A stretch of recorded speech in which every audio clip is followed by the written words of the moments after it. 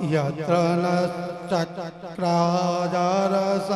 तन्नो नामः पुत्रासो यत्र पितरो भवन्ति अनु मध्या ऋरि सदा युगन्तो अदिति घोर अदिति अंतरिक्षमदिति माता स पिता स पुत्रः विश्वे देवा अदिति पद्मजना अदिति जातमदिति जग्नित्वं गो शान्ति अंतरिक्षं शांति पृथ्वीया शांतिरापः शांतिरोषधय शांति वनस्पति। આજનો આપણો છઠ્ઠો દિવસ અને આ કથામાં ભક્તો તન્મય થઈને બેઠા છે. એટલા તન્મય થઈ ગયા છે કે ભગવાનનો જય જયકાર બોલવાનો વારો આવે ત્યારે પણ આપણે ભગવાનની લીલામાંથી બહાર નથી નીકળી શકતા. ગઈકાલે જ વાત કરી હતી કે પૂતના અવિદ્યા છે, બે પ્રકારની હોય છે. એક તો માનીતી ઉપાધિ અને એક અણમાનીતી ઉપાધિ. એક ગમતી ઉપાધિ અને એક ના ગમતી ઉપાધિ. આ ગમતી ઉપાધિમાં આ બધું જ આવી જાય જે આપણે કરીએ છીએ. સત્તા, સંપત્તિ, પદ, પ્રતિષ્ઠા, વાતો, ચીતો, આ સંસારની બધી માયાજાળ એટલે ગમતી ઉપાધિ. અને ના ગમતી ઉપાધિ એટલે દુઃખ. કબીરે કહ્યું છે કે દુઃખ में सुमिरन सहु करे, सुख में करे ना कोई.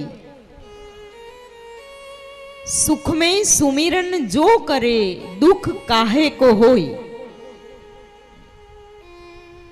દુઃખમાં તો સહુ કરે પણ સુખમાં જો કરે તો પછી દુઃખ થાય જ નહીં. શ્રી કૃષ્ણ પરમાત્માની બાલ લીલા. કનૈયો તાજા તાજા ગોરસને ચોરે. શ્વેત ગોરસ હોય એને ચોરે. વાછરડાઓને ગાયો ધોવાના સમયે જ છોડી મૂકે. ગોપીઓએ આવીને માં યશોદાને ફરિયાદ કરી કે હે માં, તારો કાનુડો અમારા ઘરમાં સ્વચ્છતા રહેવા નથી દેતો. તારો કનૈયો અમારા ઘરનો માલિક બનીને બેસી જાય છે. અમે એને કહીએ કે તું ચોર છે ત્યારે એમ કે છે કે ચોર તો તમે છો, હું તો આ ઘરનો માલિક છું. માં, આ તારો કાન અમારા કામના ટાણે આવે અને અમારા બાળકોને ચૂંટલા ભરી રડાવીને જતો રહે, ભાગી જાય છે. આવી ફરિયાદ જ્યારે માં યશોદા કરે ને ત્યારે માં યશોદા પહેલા તો ગોપીઓની સામે જોવે, પછી કનૈયાની સામે જોવે. અને કનૈયાની સામે જોવે એટલે કનૈયો માને ઈશારો કરે કે માં, મેં આમાંથી એકય કામ કર્યું નથી. માં કનૈયાનું માને. માં યશોદા લાકડી લઈને ગોપીઓની પાછળ દોડે કે તમે ખોટા બોલ્યો છો, ભાગી જાઓ. ગોપીઓ ભાગી જાય. ભગવાન શ્રી કૃષ્ણ પરમાત્માની આ લીલા છે ને, એ આપણને કંઈક અલગ સંકેત આપે છે. આ લીલા આપણને સમજાવે છે કે હે ગોપીઓ, આ સારું સારું માખણ છે, શ્રેષ્ઠ વસ્તુ છે ને, એને તમે તમારા માટે વાપરો. વાત સાચી છે કે એના પર તમારી આજીવિકા છે, એને વેચી આવો, પણ તમારા બાળકોને ખવડાવો, તમે વાપરો. તમારી જે શ્રેષ્ઠ વસ્તુ છે એને તમે વાપરો. તમારા બાળકોની પાછળ થોડોક સમય આપો. શ્રીમદ ભાગવતજીની કથા દરેક કાલે કાલે પરિવર્તિત થાય છે, એનું અર્થઘટન પરિવર્તિત થાય છે. કથા એની એ જ છે.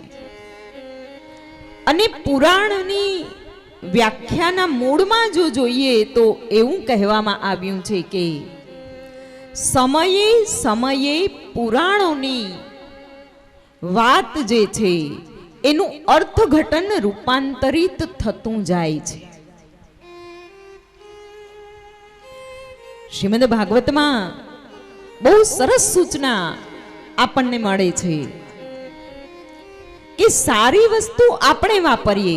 અને જો દરેકના ઘરની એક પરંપરા હશે, નવી વસ્તુ છે, કપરકાવીથી ચાલુ કરો ને.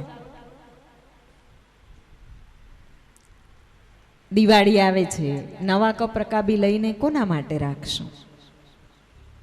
દિલ ઉપર હાથ રાખીને અંદર અંદર જ જવાબ આપજો. નવી ચાદરો હશે, કાંઈ પણ નવું હોય, કોના માટે રાખશું? બહાર નીકળશું ત્યારે નવા કપડાં પહેરશું. હું એવું નથી કહેતી કે બધું જ નવું કરો, પણ આ જીવ છે ને એ પોતાના માટે કાંઈ વાપરતો જ નથી. અને એમાંય બહેનોની જ્યારે વાત આવે છે ને ત્યારે તો બહેનો હદ કરી નાખે છે. બધા માટે થાળી કરશે, સાસુ માટે કરશે, સસરા માટે કરે, દેર માટે, નણંદ માટે, જે કોઈ હોય, જેઠ હોય, પતિ માટે. અરે નાના નાના બાળકોને પણ થાળી કરી બરાબર સજાવી અને ભોજન કરાવશે. અને પોતા માટે થાળી. યાદ કરો બહેનો, જેટલા બહેનો બેઠા છે ને એટલા, કે કોઈ મહેમાન આવ્યું હોય એના સિવાય તમે તમારા માટે થાળી કરીને ક્યારે બેઠા છો જમવા? નથી બેસી શકાતું. અને આ આપણી નાની નાની રોજિંદી ટેવ છે કે આપણું આપણે નહીં વાપરવાનું, બીજા માટે રાખવાનું. આ ટેવ જે છે એ આપણા મનની અંદર, આપણા સબકોન્શિયસ માઇન્ડમાં, અજાગ્રત મનમાં ત્યાં સુધી એ હદ સુધી ઘર કરી ગઈ છે કે આપણો જે ક્વોલિટી ટાઈમ હોય છે ને, આપણો એક પીક ટાઈમ હોય છે, આપણી યુવાવસ્થા હોય છે, આપણો ફુરસતનો સમય હોય છે, એને પણ આપણે આપણા માટે નથી વાપરી શકતા. અને પછી જ્યારે ઉંમર થાય ને ત્યારે આપણે ગીત ગાઈએ કે અમે તો અમારા માટે કાંઈ ના કર્યું. કોણે રોક્યા તા? કોણે રોક્યા હતા? શ્રીમદ ભાગવત શાસ્ત્ર કહે છે કે તમારું તમારા માટે જે શ્રેષ્ઠ છે ને એને યોગ્ય રીતે અને વિચારપૂર્વક તમે વાપરો. મેં એકવાર એક કથામાં એવું કહ્યું કે જો આપણે આપણો શ્રેષ્ઠ સમય આપણા માટે નહીં વાપરી શકીએ તો જીવવાનું તો બે રીતે છે. રડતા રડતા જીવવાનું છે અને હસતા હસતા એ જીવવું છે. તો મને કોઈકે બહુ સરસ એક વાત કરી કે માતાજી, રડ્યા વિના તો ડુંગળી એ કપાતી નથી. તો આ તો જીવન છે, રડ્યા વગર કેમ કપાય? રડ્યા વગર તો મને કે ડુંગળી એ કપાતી નથી. વાલા, ડુંગળીને જિંદગીમાં બહુ ફેર છે. ડુંગળીના પત્તે પત્તા ખોલો ને તો નાનું થતું જાય, છેલ્લે પછી આટલું બચલું નીકળે. જ્યારે જિંદગીના પત્તા ખોલો ને તો વિરાટ થતી જાય છે. શ્રીમદ ભાગવત કથા છે. આ જિંદગીને ડુંગળીમાં બહુ ફેર છે. આમ ખોટે ખોટું દૂધવવું નહીં. કેમ કે દૂધવીએ ને, જે પ્રગટે ને એ પ્રકાશ ફેલાવી શકે છે, અને બાકી દૂધવે એ તો પછી સળગી જાય ને, જે સળગે ને એની તો રાખ થાય. માં યશોદા નાના નાના સાંસારિક કામો યાદ કરે અને આ સાંસારિક કામોને ધ્યાનમાં લઈ ભગવાન શ્રી કૃષ્ણનું કામ મુલતવી રાખે, પડતું મૂકે, સેવકો પાસે કરાવે અને ઈશ્વરનું કામ પાછું ઠેલીએ, ભગવાનનું કામ, પરમાત્માનું કામ પાછું ઠેલીએ, એ ભગવાનને કઈ રીતે પોસાય? દરેક મનુષ્યના જીવનમાં આવું જ થાય છે કે સમયે આપણે જે કરવાનું હોય ને એ કરી જ નથી શકતા. ઈશ્વરનું કાર્ય હોય કે પછી આપણા જીવનનું કાર્ય હોય, સમયે કરી જ નથી શકતા. અમે ઘણાને કહીએ, ગઈકાલે વાત આવી હતી ને એન્ડોર્ફિનની, કે ભાઈ તમે થોડી કસરત કરો. કસરત કરશો તો જીવનમાં ખૂબ સરસ પરિણામ આવશે. ઘરનું કામ કરવું અને કસરત કરવી એમાં બહુ ફેર છે. યોગ શાસ્ત્રમાં વર્ણવેલું છે કે યોગ અને કસરતમાં પણ બહુ ફેર છે. તો કે અમને અત્યારે તો ટાઈમ નથી. તો પછી ક્યારે ટાઈમ મળશે? જિંદગી પૂરી થશે ત્યારે? સમય ક્યારેય મળવાનો જ નથી. સમય આપણે આપણા માટે કાઢવો પડે છે. અને એના અનુસંધાનમાં એક જ લીટીમાં એક પરિચય સાથે એક વાત કહું કે ગિરનારી મિત્ર મંડળ માણસા, એમાં સુશ્રી મંજુલાબેન કાળીદાસ પ્રજાપતિ અને અમારા મોટા ભાઈ એવા શ્રી બળદેવભાઈ પ્રજાપતિ, આ બે 1300 વ્યક્તિઓ લઈ અને ગયા વર્ષે ઋષિકેશ કથામાં ગયા. અને ત્યાં અમારા બળદેવભાઈ છે એ પરિચય આપે અને વાત કરે કે બધા લોકોને 1300 લોકો, 1300, બે કથામાં 1300 લોકો હતા. અને એવું કે આખું વર્ષ જે છે એ આપણે બીજા માટે જીવીએ છીએ, સંસાર માટે જીવીએ છીએ. માત્ર 7 અને 2 દિવસ જવાના, 2 દિવસ આવવાના, એટલે 11 દિવસ છે. એ આખા વર્ષમાંથી 11 દિવસ આપણે આપણા માટે જીવવાના છે. અને એટલી જોરદાર સેવા આપે ત્યાં 10 દિવસ. એવા મારા મોટા ભાઈ બળદેવભાઈ પ્રજાપતિને મંજુલાબેન તો પધાર્યા નથી, રીટાબેન પણ પધાર્યા છે. કુકડિયા પરિવારના પણ ઘણા બધા સભ્યો બારગામથી પધાર્યા છે. આજે બધાનું સ્વાગત છે, બધાને વંદન, અભિવંદન. શ્રીમદ ભાગવત કથામાં એકવાર માએ એક સુંદર મજાની ભગવાન શ્રી કૃષ્ણની બાલ લીલાના દર્શન કર્યા, એનું વર્ણન આવે છે. માં સાંસારિક કાર્યોને ધ્યાનમાં રાખી અને ભગવાનના કામને પાછા ઠેલતા જાય. એકવાર એવું બન્યું કે માં પોતે કાનાને ગોદમાં લઈને બેઠા હતા અને એને કંઈક કામ યાદ આવ્યું.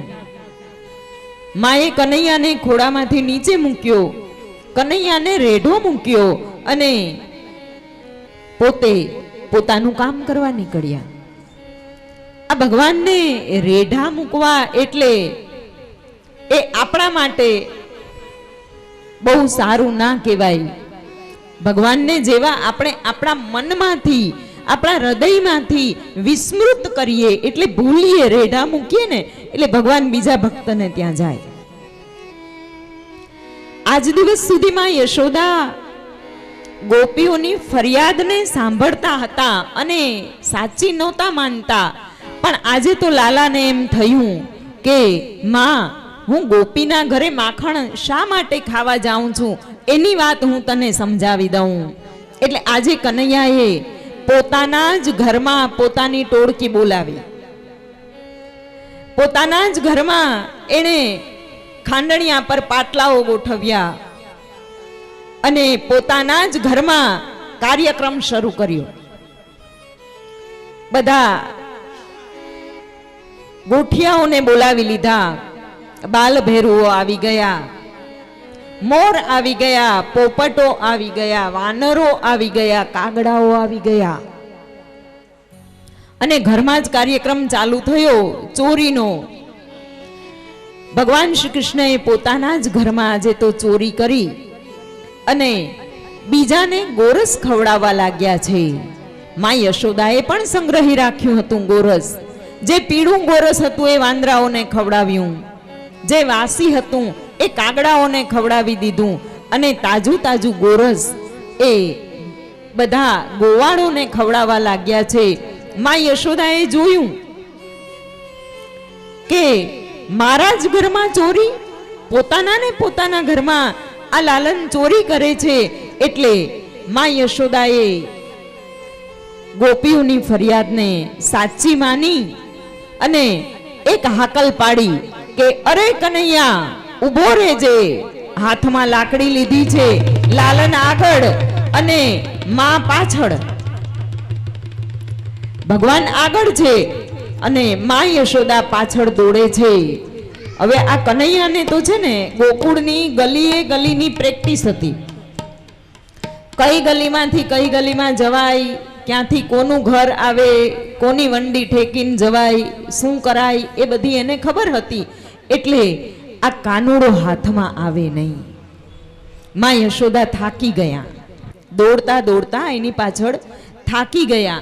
અને માં યશોદા જ્યારે દોડતા હતા ને ત્યારે શ્રીમદ ભાગવતકારોએ શ્રીમદ ભાગવતજીમાં ખૂબ સુંદર વર્ણન કર્યું છે કે માં યશોદા એટલે કોણ? પ્રેમની ધારા. અને માં યશોદાને ખૂબ સુંદર રીતે વાત્સલ્ય ભાવમાં એના સ્વરૂપનું વર્ણન કર્યું છે કે માના ગાલ લાલ થઈ ગયા છે, એનો કંદોરો ઝૂલે છે, પરસેવે રેપ જેપ થઈ ગયા છે. માં અંતે કનૈયાને એક અવાજ કરીને કહે છે કે હે કનૈયા, હે કાનુડા, હવે તો ઊભો રહી જા, હવે તો પકડાઈ જા, હું તો થાકી ગઈ છું. અને જેવો અવાજ સાંભળ્યો કે માં થાકી ગયા છે ત્યારે કનૈયો ઊભો રહી જાય છે, પકડાઈ જાય છે. જ્યારે મનુષ્યના જીવનમાં પણ ત્યાગ અને સમર્પણ જાગે ત્યારે કનૈયો પકડાઈ જાય છે. ત્યાગ અને સમર્પણ વગર તમે ગમે તેટલા પાછળ દોડો, તમે કાશી જાઓ, તમે મથુરા જાઓ, તમે વૃંદાવન જાઓ કે તમે જગન્નાથ જાઓ, આ કનૈયો પકડાય નહીં. કનૈયો પકડાઈ ગયો એટલે તરત જ માએ એને ખાંડણિયાની સાથે બાંધી દીધો. માએ એને ખાંડણિયાની સાથે બાંધી દીધો. અને શ્રીમદ ભાગવતકારોએ લખ્યું છે કે માં એક દોરડાને વીંટે, વળી આ દોરડું 2 આંગળ ઘટે, વળી બીજું દોરડું મંગાવે, ફરી પાછું 2 આંગળ ઘટે, ત્રીજું મંગાવે. અને આ નંદાલયની અંદર બધા જ દોરડા ખલાસ થઈ ગયા, પણ 2 આંગળ દોરડું ઘટે અને આ કાનો બંધાય નહીં. તત્વજ્ઞાનની ભાષામાં આને એમ કહી શકાય કે આજે ઉખલ છે એટલે જે ખાંડણીઓ છે ને એ સંસારનું પ્રતીક છે. આ ખાંડણીઓ છે એ આ જીવને વારંવાર ટોચા મારે છે, વારંવાર એકને એક કાર્ય કરાવે છે, વારંવાર એ પીટે છે, ટીપે છે, પણ છતાંય જીવ એ ખાંડણીયામાં ફસાયેલો રહે છે. માં યશોદાએ એને ખાંડણીયા સાથે બાંધ્યો છે અને છેલ્લે જ્યારે એ બંધાઈ ગયો ત્યારે પણ માએ કહ્યું કે દીકરા હવે બંધાઈ જાને, હું થાકી ગઈ છું. ત્યારે કનૈયો સ્વયં બંધાઈ ગયો હતો. 2 આંગળ જે દોરડું ઘટતું હતું ને એ દોરડું ત્યાગ અને સમર્પણની 2 આંગળ ઘટતું હતું. જેના જીવનમાં ત્યાગ ના હોય, જેના જીવનમાં સમર્પણ ના હોય, એ આ ખાંડણીયામાં વારે વારે ખંડાયા રાખે છે, વારે વારે હેરાન થાય છે, વારે વારે દુઃખ પ્રાપ્ત કરે છે. અને એકવાર આ કનૈયો સંસારમાં બંધાઈ પણ જાય, જેવો એ કનૈયો બંધાયા પછી માં પાછા કામે વળગ્યા અને માં યશોદા જેવા કામે વળગ્યા એટલે નંદલાલે આ ખાંડણીયાને ફરીથી ખેંચ્યો છે. ખાંડણીઓ ખેંચતા ખેંચતા એ પરસાળમાં નીકળી ગયા છે અને દૂર નીકળી ગયા અને નાનકડા નંદલાલે એ ખાંડણીયાને 2 યમલાર્જુનના વૃક્ષની વચ્ચે ફસાવ્યો, 2 આસોપાલવના વૃક્ષની વચ્ચે ફસાવ્યો. અને ત્યાર પછી ભગવાને આજુબાજુ જોયું, કોઈ છે અને કોઈ ના દેખાણું. એટલે ભગવાન શ્રી કૃષ્ણ પરમાત્માએ એ ખાંડણીયાને એટલો જોરથી ખેંચ્યો કે ધપ દઈ અને આ બંને વૃક્ષો એ પડી ગયા છે. અને એ બંને વૃક્ષોમાંથી 2 યક્ષ નલ કુબેર અને મણિગ્રીવ નામના 2 યક્ષનો ઉદ્ધાર થયો છે. આ આસોપાલવનું વૃક્ષ છે એને ભગવાનનો સ્પર્શ થયો છે એટલે એને આપણે તોરણ તરીકે વાપરીએ છીએ.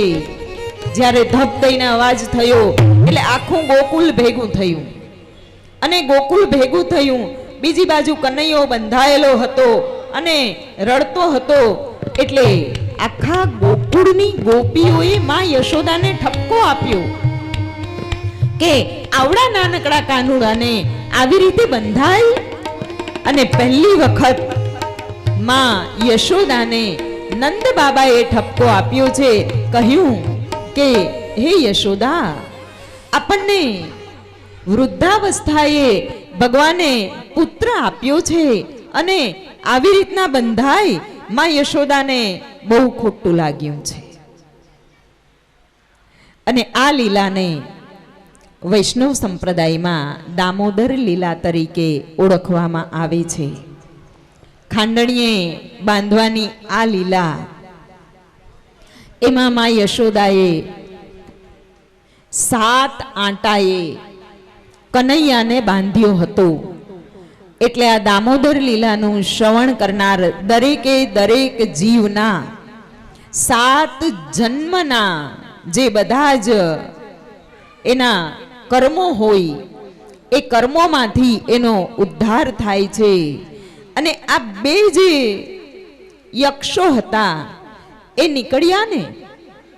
શ્રીમદ ભાગવતમાં તત્વજ્ઞાનની ચર્ચાની સાથે સાથે આપણે ચાલીએ છીએ કે જ્યારે સંસારનો ભાર ખાંડણીયા ખેંચ્યો છે ભગવાને અને આપણે ખાંડણીયાને સંસાર રૂપે વર્ણવ્યો છે. એ ખાંડણીયાને આ બાજુથી બહુ અવાજ આવે છે. એક થોડીક વિનંતી કે અવાજ ના આવે આ બાજુથી, ડાબી બાજુથી. ખાંડણીયાને આપણે સંસાર તરીકે વર્ણવ્યો છે. અને આ સંસારમાં જ્યારે એને ખેંચનારો ભગવાન હોય, ભગવાન શ્રી કૃષ્ણએ ખેંચ્યો છે. આપણો સંસાર જ્યારે ભગવાન ખેંચે ત્યારે આપણા જેમ 2 વૃક્ષો ઉખડી ગયા અને એની અંદરથી 2 યક્ષો મુક્ત થયા, એમ આપણા જીવનમાં જ્યારે ભગવાન આપણો ભાર ખેંચતો હોય સંસારનો, ત્યારે આપણા જ્ઞાન અને કર્મ જે જળ બનેલા છે, વૃક્ષો 2 જળ છે, તો જળ બનેલા જ્ઞાન અને કર્મનો ઉદય આપોઆપ ભગવાન આપણા સંસારનો ભાર ખેંચે ત્યારે થઈ જાય છે એવું શ્રીમદ ભાગવતજી આપણને એની અમૃત વાણીમાં વર્ણન કરે છે. અને એટલે ભગવાનનું શરણ લેવું, ભગવાનના ગુણગાન ગાવા, એના કીર્તન કરવા, તો જ સાચી શાંતિ આપણને પ્રાપ્ત થાય છે. મનની શાંતિના છે ને, જો તમને ખબર છે કે સમય બહુ ઓછો હોવાના લીધે આપણે વધારે કીર્તન કરતા નથી, બાકી કીર્તનો બહુ સરસ કરે જ છે. મનની શાંતિના 5 પગથિયા છે અને બહુ સરળ સરળ એ 5 પગથિયામાં આવે છે કે યાસ, પ્રયાસ, પ્રાર્થના, પ્રતીક્ષા અને પ્રસાદ. યાસ એટલે શું? યાસ એટલે નક્કી કરો કે આપણે શું કરવું છે ને આપણે શું કરી શકશું. પહેલામાં પહેલું તો શું કરવું છે અને શું કરી શકશું. આપણે ભારતના પ્રધાનમંત્રી થવું હોય પણ આપણે નહીં કરી શકીએ તો એને છોડી દો. ક્ષમતા અનુસાર પહેલા તો નક્કી કરો, યાસ કરો, ત્યાર પછી પ્રયાસ કરો. જે નક્કી કર્યું છે એને કરવા માટે 100% પ્રયત્નો કરો. બધી જ હદને વટી જાય એવો પુરુષાર્થ કરો. યાસ, પ્રયાસ, પછી પ્રાર્થના. બધો પુરુષાર્થ થઈ જાય પછી પ્રાર્થના કરો ભગવાનને કે હે પ્રભુ, અમે જે પુરુષાર્થ કર્યો છે ને એને તમે સફળ બનાવજો. પ્રાર્થના થયા પછી પ્રતીક્ષા કરો, રાહ જુઓ, અધીરા ના થાવ કે ભગવાન તમને પરિણામ ક્યારે આપે. પ્રતીક્ષા કરો અને ત્યાર પછી બહુ સરસ વસ્તુ છે કે પ્રસાદ.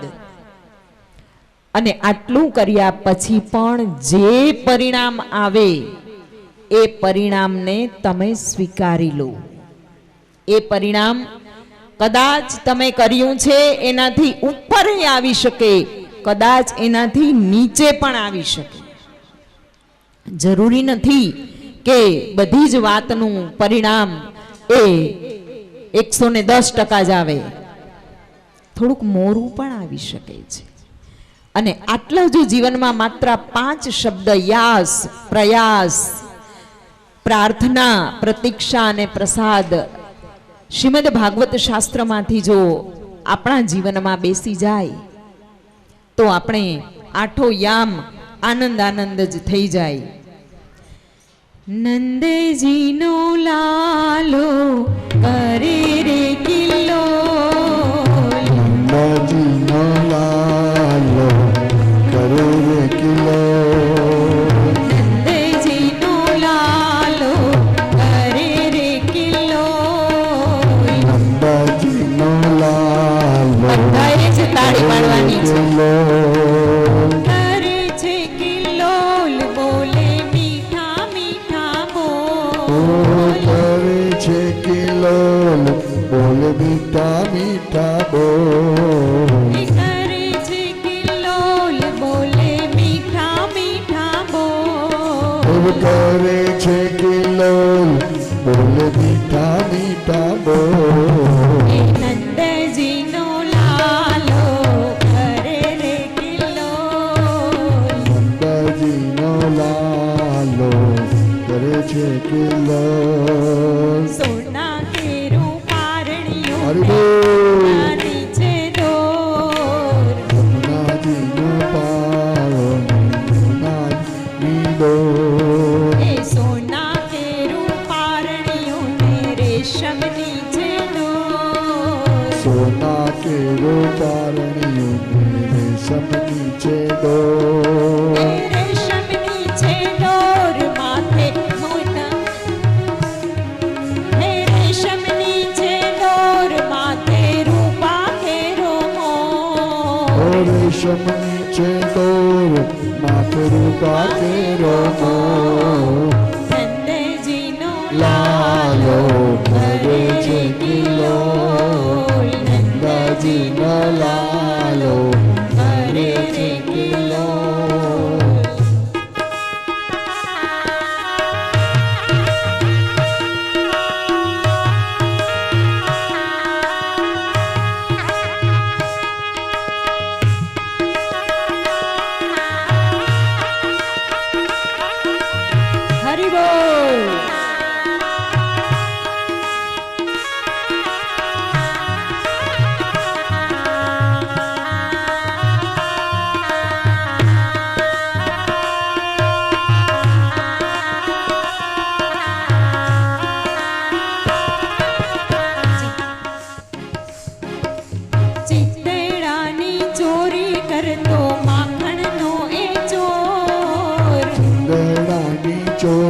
કરતો માખણનો એ ચોર. ચીતેડાની ચોરી કરતો માખણનો એ ચોર. ચીકડા કેરી ચોરી કરતો માખણનો એ ચોર. એ ઠુમક ઠુમક નાચે જાણે નાચે મનનો મોર. એ ઠુમક ઠુમક નાચે જાણે નાચે મનનો મોર. નંદાજીનો લાલો કરે રે કિલો. બોલો નંદાજીનો લાલો કરે છે કિલો. અરે રે કિલોલ બોલે મીઠા મીઠા બોલ. એ કરે રે કિલો બોલ મીઠા મીઠા બોલ. નંદજીનો લાલો કરે રે કિલોલ. નંદાજીનો લાલો કરે રે કિલો. અરે રે કિલોલ બોલે મીઠા મીઠા બોલ. કરે રે કિલો બોલ મીઠા મીઠા બોલ. નંદાજીનો લાલો કરે રે કિલો. નંદાજીનો લાલો કરે રે કિલો. નંદાજીનો લાલો કરે રે કિલો.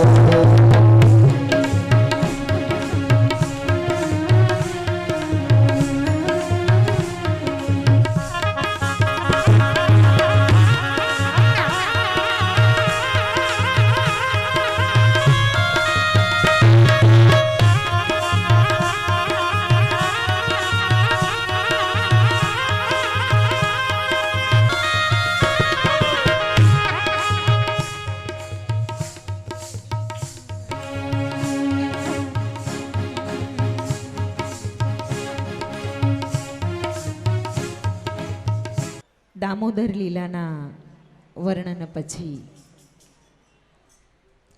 આ દામોદર લીલામાંથી ફલશ્રુતિ એ થાય છે કે આપણે આપણા ઈશ્વરને, આપણા કાનુડાને એની સાથે આપણો સંસાર બાંધી દેવો. ગોકુળમાં ઉત્પાતો વધ્યા એટલે નંદ બાબાએ વૃંદાવનમાં વ્રજમાં જવાનો નિર્ણય કર્યો. વ્રજમાં બરસાનાના ટેકરા પર નંદ બાબાના મિત્ર વૃષભાનુજી રહેતા હતા અને વૃષભાનુના કહેવાથી નંદ બાબા બધા જ ગોપ ગ્વાલો સાથે વૃંદાવનમાં રહેવા ગયા છે. અને આ વૃંદાવનમાં બધા જઈ અને સ્થિત થયા. જો ગોકુલ શબ્દની એક બહુ સુંદર વ્યાખ્યા કરી છે. ગો એટલે ઇન્દ્રિયો અને કુલ એટલે સમૂહ. ગોકુલ એટલે ઇન્દ્રિયોનો સમૂહ અને વૃંદાવન, વૃંદા એટલે ભક્તિ, ભક્તિનું વન એટલે વૃંદાવન. જ્યારે ઇન્દ્રિયોનો સમૂહ બહુ સતાવે, જ્યારે કામ, ક્રોધ, લોભ, મોહ, લાલચ, ઈર્ષ્યા, અદેખાય આ બધું બહુ પીડે ને, ત્યારે વૃંદાવનમાં નિવાસ કરવા માટે જતું રહેવું જોઈએ. અર્થાત કે ભક્તિને આપણે આપણા જીવનમાં સ્થાન આપી દેવું જોઈએ. શુદ્ધ ભક્તિને સ્થાન આપવું, ભક્તિના વનમાં પ્રવેશ કરી લેવો જોઈએ. અને આ જ સંદેશ આપણને ગોવર્ધન લીલા માંથી એના દર્શન થાય છે. આ ભક્તિના બીજ જે છે એ બાલ્યાવસ્થામાં જ રોપાઈ જવા જોઈએ. શ્રીમદ ભાગવતની દરેકે દરેક કથાઓમાં અથવા શાસ્ત્રોમાં વર્ણવેલી કોઈ પણ પુરાણની બધી જ કથાઓમાં તમે ક્યારેય એવી કોઈ કથા સાંભળી છે કે જેના ધર્મના બીજ બહુ મોટી ઉંમરે રોપાણા હોય અને પછી એને ભગવાન પ્રાપ્ત થયા હોય, એવી કથા કદાચ હોય, જેમ કે અજામિલની કથા છે. પણ એ અજામિલના જીવનમાં ભક્તિના બીજ તો એના પુત્રનું નામ નારાયણ રાખ્યું ત્યારે રોપાઈ ગયા હતા. ભક્તિના બીજ બાલ્યાવસ્થામાં રોપાય તો જ યુવાવસ્થા અને એના પછી એ બીજ અંકુરિત થાય. અને અંકુરિત થાય ને પછી કોટો ફૂટે. પણ જો એ બીજ આપણે ક્યારે વાવીએ કે જ્યારે આ જમીન ઘડપણમાં વાવીએ, એનો મતલબ એ થાય કે આ જમીન છે ને, ભૂમિ, આપણી આ ભૂમિ જમીન એ રસકસ વિહીન થઈ ગઈ હોય, એ અણ ઉપજાઉ થઈ ગઈ હોય, ઠોઠડી થઈ ગઈ હોય, એને કહેવાય કે ભૂમિ પડતર થઈ ગઈ છે. હવે કાને સંભળાય નહીં, પગ ગયા હોય, કામ થાય નહીં, આંખે દેખાય નહીં, ઓછું થાય, અથવા તો આપણા ઘરમાં આપણી જરૂરિયાત ઓછી થાય. આ ભૂમિ પડતર થઈ જાય અને પડતર ભૂમિમાં આપણે બીજ વાવીએ તો પછી એ બીજ નિષ્ફળ ના જાય ને શું થાય? અને એટલે જ બધાની ફરિયાદ હોય છે કે અમે બહુ ભક્તિ કરીએ, બહુ ભગવાનને ભજીએ છીએ, પણ ભગવાન અમારી સામું જોતો નથી, અમને તો બહુ દુઃખ છે. અને શાસ્ત્રકારો સમજાવે છે એવું કે ભક્તિને કસોટી હોય. બિલકુલ ખોટું. એક પ્રેક્ટિકલ ભક્તિની વાત કરીએ આપણે કે બીજ જો વૃદ્ધાવસ્થાએ અથવા યુવાવસ્થા પછી જો બીજ રોપાયા છે તો સમજજો કે એ ભક્તિમાં બીજ મોડું મૂક્યું છે તો પછી ઉગતા બહુ વાર લાગશે. એ સમયે એ બીજ અંકુરિત નહીં થાય. અને એટલા માટે બીજ છે ને એ સમયસર રોપાઈ જવું જોઈએ. શ્રીમદ ભાગવત શાસ્ત્રમાં ભક્તિના બીજ પહેલેથી વાવવા. આ યુવાવસ્થામાં કોઈને એમ આપણે નથી કહેતા કે તમે માળાઓ કરવા બેસી જાઓ, આમ કરી નાખો, આમ કરી નાખો, પણ એક ભક્તિના, શ્રદ્ધાના, જ્ઞાનના બીજ તો રોપાવા જ જોઈએ. બાકી આ સંસારનો તો એક બહુ સરસ નિયમ છે કે જો તમે આ સંસારની અંદર રાગ રંગમાં રંગાઈ જશો ને તો તમને બે જણા આવશે, પકડશે ને કહેશે કે હવે આમ બહુ તું ફાટીને બહુ ફરે છે, બે ભગવાનના નામ લે છાનમનો. અને માનો કે તમે ભગવાનના નામ લેવા બેસી જશો ને તો બે જણા આવશે ને પકડીને કહેશે કે આ ભગતડા વેડા બંધ કરો, હવે આ હું માંડ્યું છે. સાચી વાત છે ને? આ સંસારનો નિયમ છે. ઘણી વખત હું કહું છું કે આ સમાજ, આ સંસાર, આ કુટુંબ મોટું, આ મોટો પરિવાર એ છે ને હીરા પેદા કરવાની એક ફેક્ટરી છે. જો આપણને આ જગત આ રીતની થપાટો મારી અને બરાબર નહીં રાખે તો કોણ રાખશે? એટલે આપણે ભગવાનના નામના, ભક્તિના નામના બીજ નાનપણથી જ રોપી દેવા જોઈએ. વૃદ્ધાવસ્થાએ આ બીજ રોપાય નહીં. એક 90 વર્ષના બાપા, એક ભાભા ધામમાં જતા જતા પાછા આવે, જતા જતા પાછા આવે. 4 પેઢી 4 દિવસથી રાહ જોવે કે હવે ભાભા જાય. સાધન સંપન્ન પરિવાર, બહુ બધી રીતે સુખી, ભગવાનની 4 હાથની દયા. પણ ભાભાનો જીવ ચકરી ખાઈને પાછો આવે, ચકરી ખાઈને પાછો આવે. કોકે કહ્યું કે આને જિંદગીભર રામનું નામ નથી લીધું, આને કોક રામનું નામ લેવડાવો તો જીવ જાય. બધાએ 1100 આપી દીધી ને બધું કરેલું પણ જીવ જાય નહીં. બધા છોકરાઓ ને વહુઓ ને બધા કહે કે બાપા બોલો રામ, બાપા બોલો રામ. તો બાપા એક બે વાર તો એની સામું જોવે ને પછી આમ મોઢું ત્રાસું કરી જાય, આંખ બંધ કરી જાય, રામ ના બોલે. યુવાન છોકરાઓ બધાએ વિચાર્યું કે આને રામ બોલાવવા માટે આ રામ મંદિરમાંથી રામસાગર લેતા આવો. રામસાગર ફટાફટ લઈ આવ્યા અને બાપાને બતાવ્યો કે બાપા બોલો આને શું કહેવાય. બાપા રામસાગર બતાવીને કે છોકરાઓ કે આને શું કહેવાય, આને શું કહેવાય. બાપા આંખ બંધ કરી ગયા અને મોઢું ફૂલાવી ગયા. પણ બા હતા સામે એટલે વાંધો ના આવ્યો. બાએ કહ્યું કે આ છોકરાઓ આટલું બધું કે જ તો બોલો ને વરી, હવે એમાં હું માન ખાવ છે એમ કે શું કહેવાય આને. તો બાપા કે તંબુરો. રામસાગર રામ ના બોલે. પહેલો પ્લાન નિષ્ફળ. હવે એવામાં એક સાધુ માગવા આવ્યા, ભિક્ષા આપો ભિક્ષા આપો. એની પાસે રામપાતર હતું. એટલે આ વહુઓએ દોડીને કીધું કે બાપા તમને એક સરસ મજાની થાળીમાં ભોજન કરાવીએ અમે, પણ આ રામપાતર અમને 2 મિનિટ આપો. રામપાતર લીધું, ધોયું, વિછર્યું અને વહુઓ ગઈ. બાપા બોલો આને શું કહેવાય, બાપા બોલો આને શું કહેવાય. એટલે બાની બીકમાં બાપા બોલ્યા વહુઓને, બહુ વાર કીધું પછી બોલ્યા બાપા કે સકોરું કહેવાય આને, શું માથાકૂટ લઈને બેઠા છો ઈ કે. રામ પાતરમાં રામ બોલે નહીં.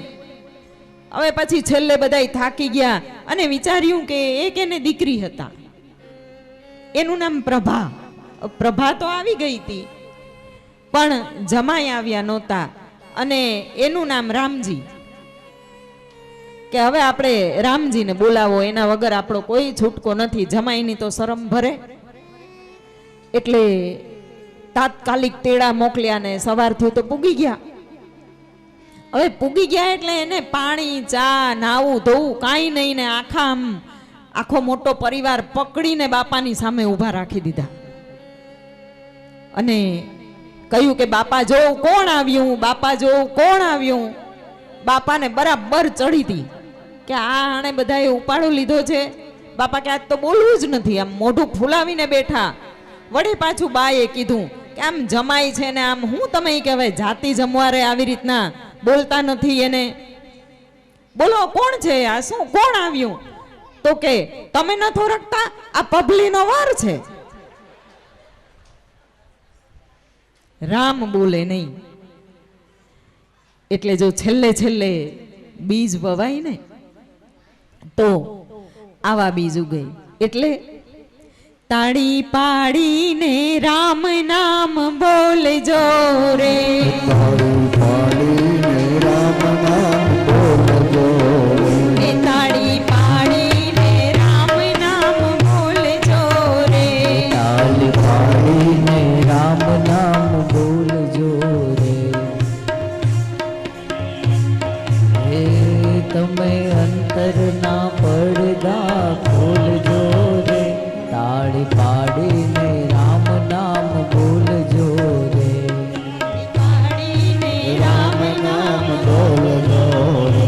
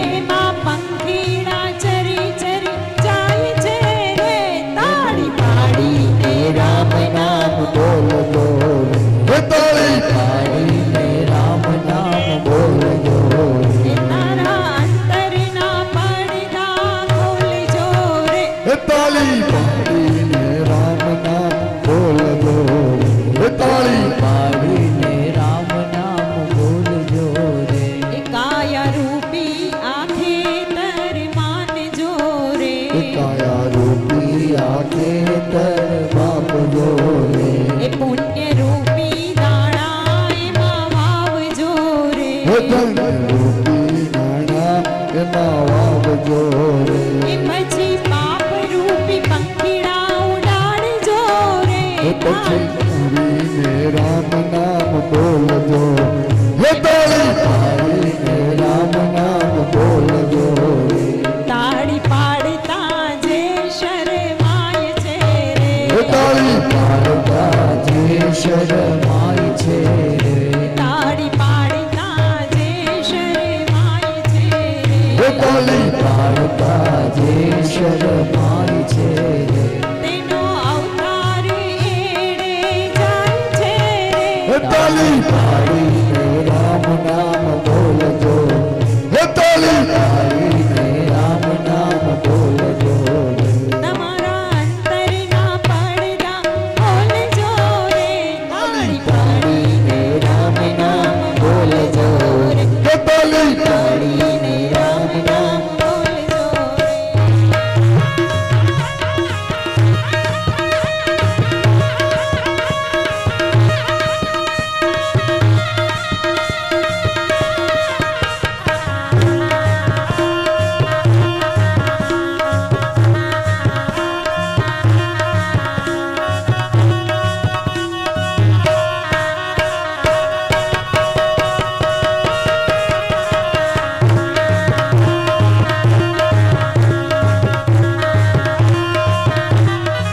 राधा ढूंढ रही इसने मेरा श्याम देखा. ढूंढ रही किसने मेरा श्याम देखा. राधा ढूंढ रही इसने मेरा श्याम देखा. राधा ढूंढ रही किसने मेरा श्याम देखा. श्याम देखा घन श्याम देखा. श्याम देखा घन श्याम देखा. श्याम देखा घन श्याम देखा. श्याम देखा घन श्याम देखा. राधा ढूंढ रही इसने मेरा श्याम देखा. हे राधा ढूंढ रही किसने मेरा श्याम देखा. राधा तेरा श्याम मैंने मथुरा में देखा. हे राधा तेरा श्याम मैंने मथुरा में देखा. राधा तेरा श्याम मैंने मथुरा में देखा. हे राधा तेरा श्याम मैंने मथुरा में देखा. बंसी बजाते हुए राधा तेरा श्याम देखा. हे बंसी बजाते हुए के राधा तेरा श्याम देखा. राधा ढूंढ रही इसने मेरा श्याम देखा. राधा राधा राधा राधा राधा राधा राधा हे राधा ढूंढ रही किसने मेरा श्याम देखा. राधा ढूंढ रही इसने मेरा श्याम देखा. વૃંદાવનમાં પોતાનું અદ્ભુત સામર્થ્યથી પ્રવેશ કર્યો છે. એટલે માએ શાંડિલ્ય ઋષિ પાસે એને ગોપાલ બનાવવાનું મુહૂર્ત જોવડાવ્યું છે. કાર્તિક સુદ અને આઠમના દિવસે લાલનને ગોપાલ બનાવવામાં આવ્યા છે અને જેને આપણે ગોપાલ અષ્ટમી કહીએ છીએ. લાલન વાછરડા ચરાવવા જાય, યમુના તટે કાકા ઉપનંદ પાસેથી વેણુ વગાડતા શીખ્યા, ગ્વાલ બાલોની સાથે રમે, અનેક અનેક ચેષ્ટાઓ કરે, ગોફણથી આમળાઓ પાડે, એ કામળો ઓઢી અને ગાયો વાછરડાનો ભાંભરવાનો અવાજ કરે, છમછમ નાચે.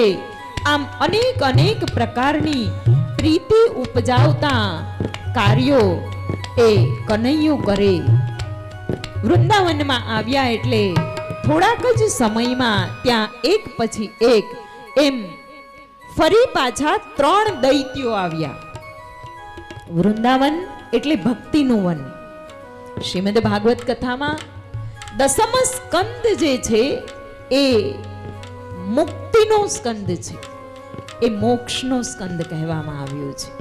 શ્રીમદ ભાગવત કથાનું ફળ જ દસમ સ્કંદ છે અને દસમ સ્કંદને અને એમાં એ ફક્ત ભગવાનની બાલ લીલાને ઉદ્ધવજી અને મૈત્રેય ઋષિ,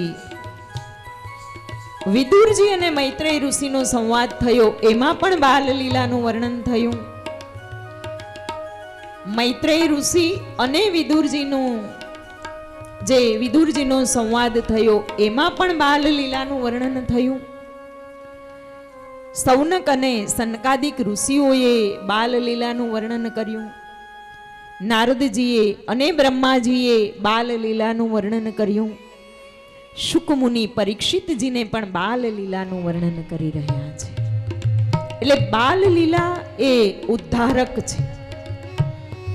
અને એટલે જ તમે જુઓ પુષ્ટિ માર્ગની અંદર એ ઉપક્રમમાં નાનકડા બાલ લાલને પૂજવામાં આવે છે.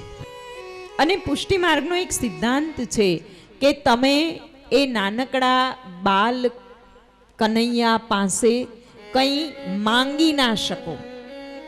હાથ જોડીને એની પાસે કંઈ મંગાય નહીં કે હે કાનુડા મને આ આપજે ને આ આપજે. એની પાસે કંઈ માંગણી ના કરાય. આ એનો નિયમ છે, એનો સિદ્ધાંત છે. માત્ર એની સેવા કરાય.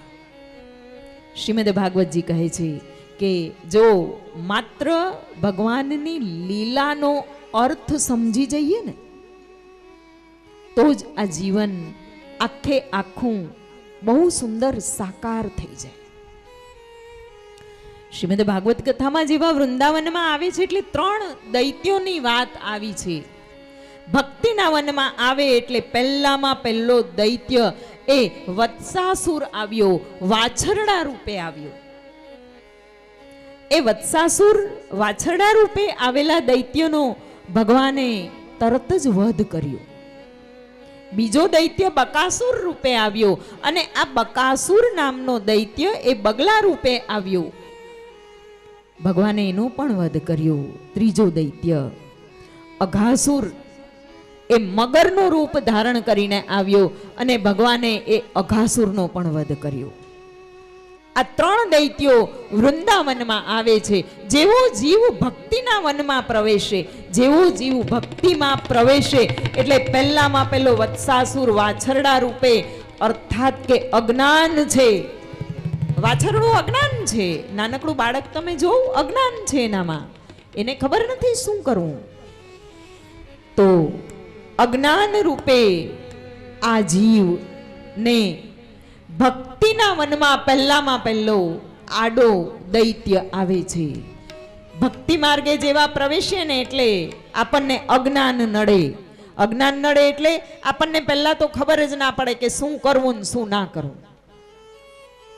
અને જેવા ભક્તિમાં પ્રવેશે ને એટલે 4-5 સ્તોત્ર લઈ લઈએ ને 4-5 ચાલીસા કરવાની લઈ લઈએ ને 10-15 માળા ગણવાની લઈ લઈએ ને ઘણા બધા ભગવાનને નવડાવી ધોવડાવીને કંકુના ને ચોખાના ને ફલાણાના ને તિલક કરવાનું લઈ લઈએ ને કેટલું બધું એક સાથે કરી નાખીએ. સાચી વાત કે ખોટી વાત? એટલે પહેલામાં પહેલું અજ્ઞાન આવે અને એટલે જ આપણી પરંપરા છે કે ક્યાંકથી ભક્તિનું માર્ગદર્શન પહેલા લેવું ને પછી ભક્તિમાં ઉતરવું, તો જ ભક્તિ ટકે.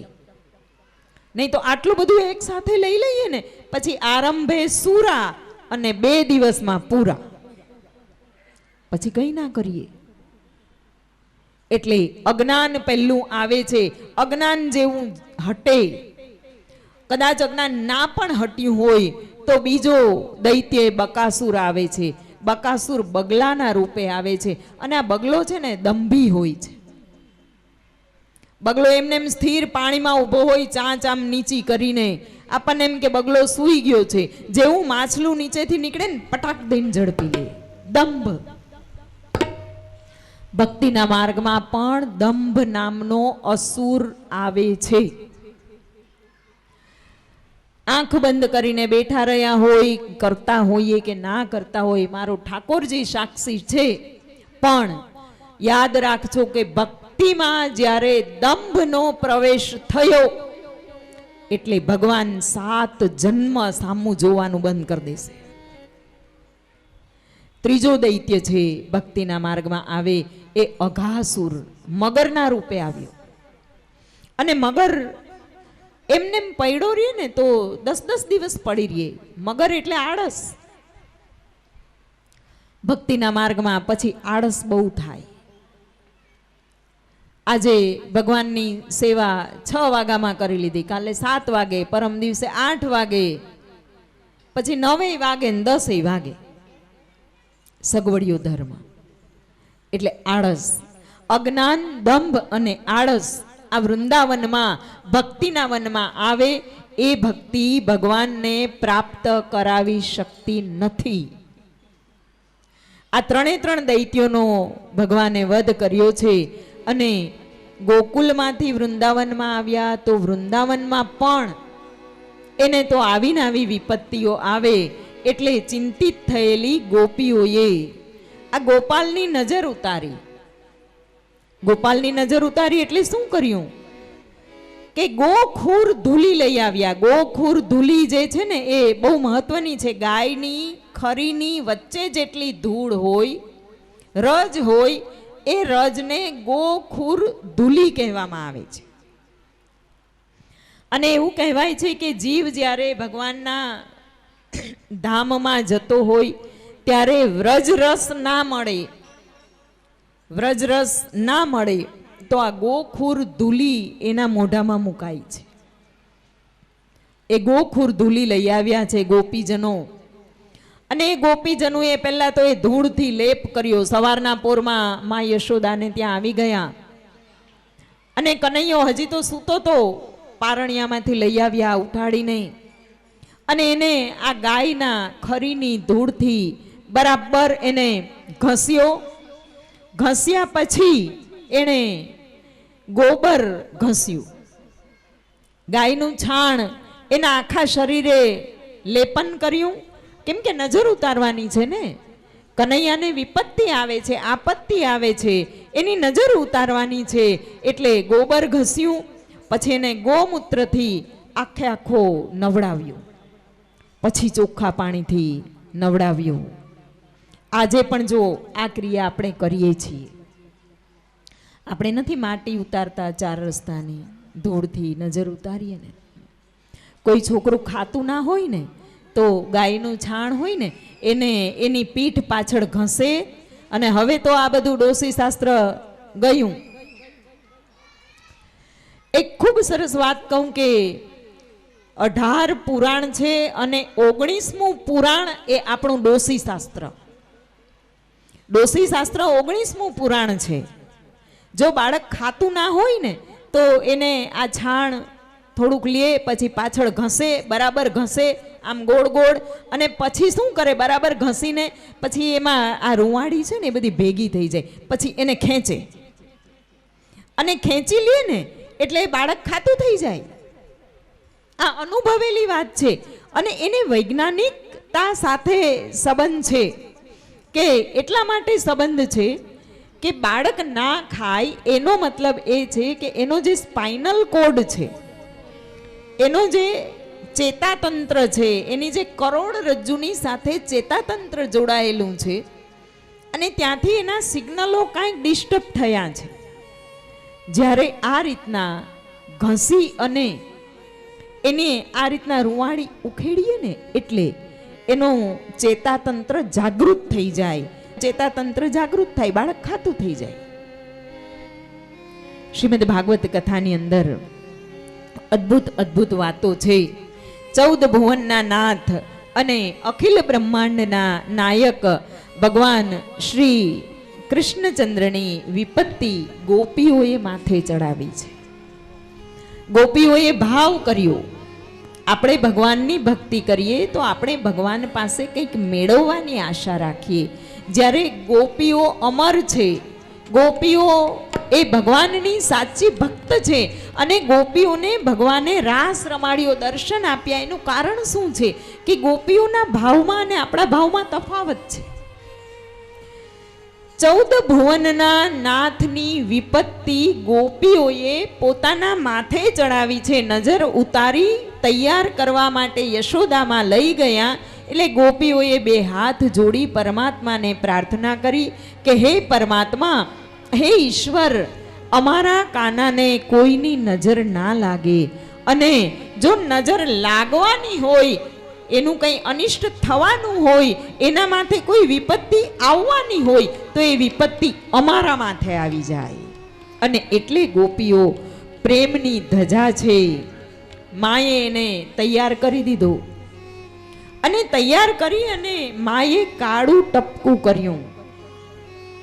ટપકું જેવું કર્યું પછી માથી બોલાઈ ગયું કે મારા કાના જેવું આ જગતમાં કોઈ રૂપાળું નથી.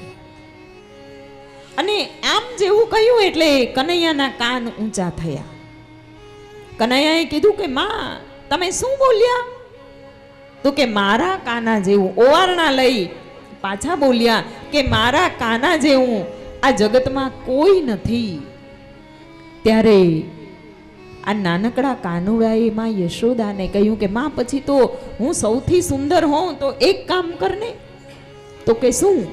તો કે આ બરસાનાના ટેકરા ઉપર આ વૃષભાન રાજની દુલારી રહે છે, અને એ વૃષભાન રાજની દુલારી મને તો ગમે છે.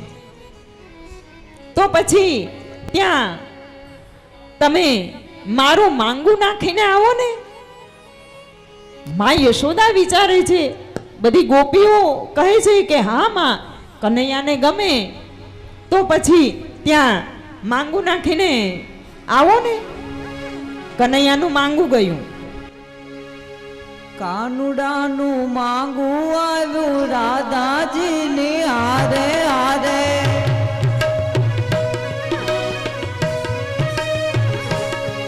આવું કાનુડાનું માંગું આવ્યું રાધાજીની હારે. પણ રાધા રાણીના માત પિતાએ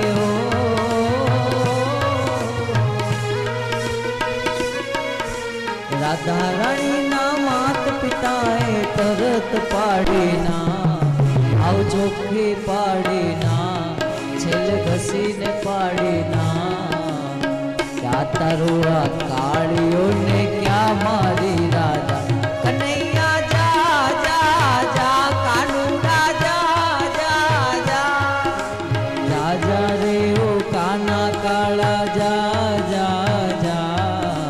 જા જા રે ઓ કૃષ્ણ કનૈયા જા જા જા. નથી હવે તું નંદવર નાનો જલદીદાર. કનૈયા જા જા જા, કાનુડા જા જા જા.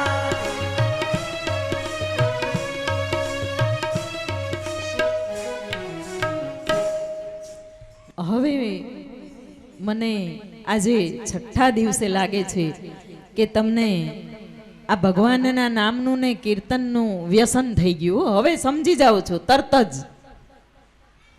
હવે તાળીએ પડે છે ને બધુંય થાય છે. ભગવાનના નામનું વ્યસન થવું જોઈએ.